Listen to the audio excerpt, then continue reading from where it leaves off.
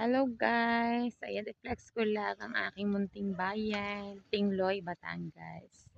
Ayan, nakauwi ulit ako sa aking munting tahanan kung saan ako ipinanganak at ipinalaki ng aking ina. Ayan ang aking lola. Ayan. Sobrang namiss ko na ang aking lugar, ang aking pinagmulan. Ayan, kahit sa konting view ay masayang masaya na ako dahil dito ako nagmula. Ayan.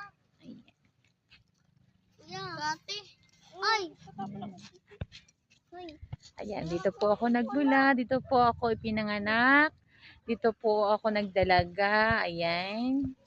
Namiss ko na rin ang aming bayan, pero bukas uwi na lang ulit kami.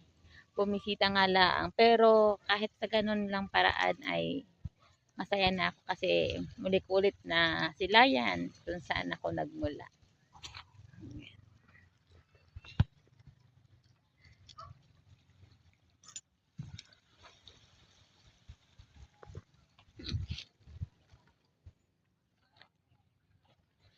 Ang laki na pong pinagbago ng aming lugar. Dati pa kasi ito, dito bahay, kabahayan pa lang po namin. Ito ngayon, kinain na rin ng dagat. Dito kami nakatira, yan ang aming dating bahay. Pero ngayon, inabot na rin ng dagat. Yan, kabahayan pa rin ito dati. Lumaki yung tubig, kaya yun, nilamon ng dagat. Yun. Ito yung batong nalutang ah.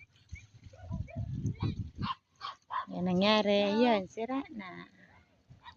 Yun na lang po yung natitirang bahay na yun. Yun na lang po yung natitirang